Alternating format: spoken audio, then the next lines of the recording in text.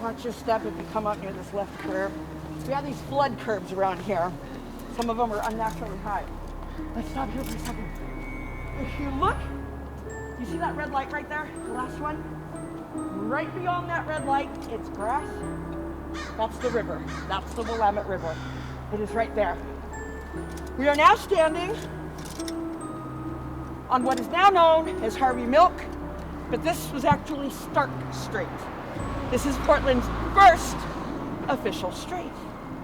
A couple blocks up the way was our mortuary. Now, in the early days of the city, they did not bury their dead here in city limits.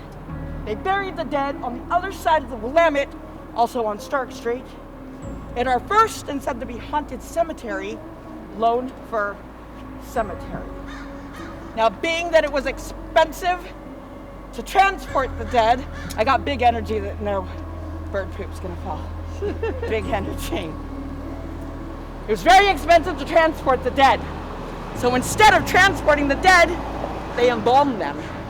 And they stored them at the mortuary for weeks, sometimes months. And then they would send them all together, unless you were someone influential, funeral procession all along Stark Street.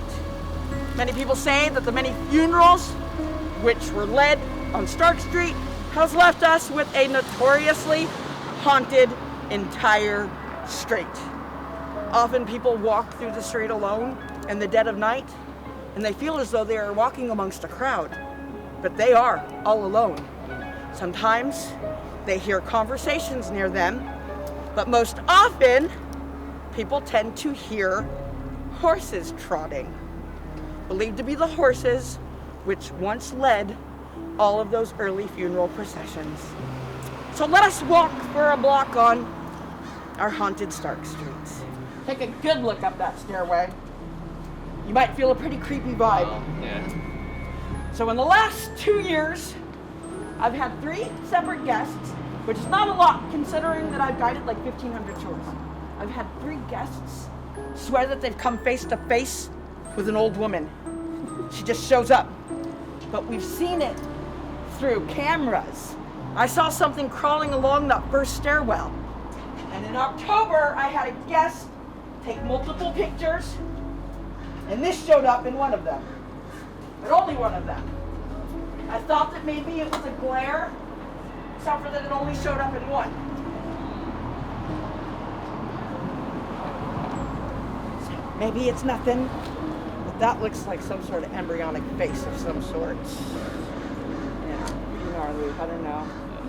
If it had showed up in all of them, I would have thought it was a glare, but it's kind of suspicious. Yeah. All right, we're gonna walk through the parking lot here and go into Chinatown for the last story. All of our buildings have titles and names. So like the Erickson Saloon, the lady who said everything I said was true, she lives inside of the Erickson Saloon. It's all apartments now, but it's called the Erickson Saloon still. This is our police headquarters building, now law offices, but in the 1920s, I don't know if you know this, but Portland was founded by the KKK, and they were losing their public support. And so they rushed, they took over, and they occupied the police headquarters building. They wanted to keep their segregation laws in place. They didn't gain any of that. But it's one of those notorious things in history that happened here in Portland.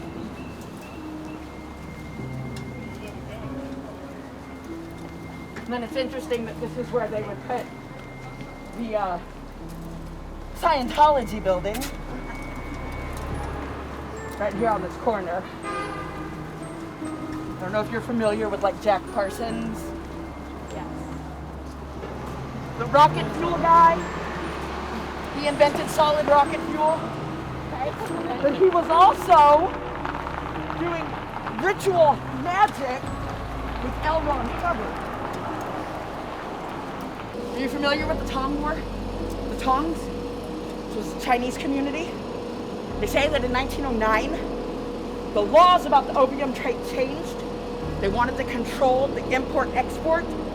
So it is said that 100% of the opium coming into the US coming in through the port of Portland. With that brought tongs. San Francisco sent the faction, basically it like the mob, but they weren't called the mob. Definitely a type of mafia.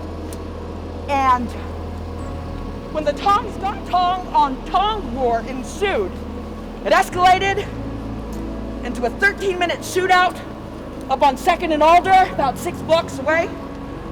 And some of those tong members hid out here at what was the flop houses.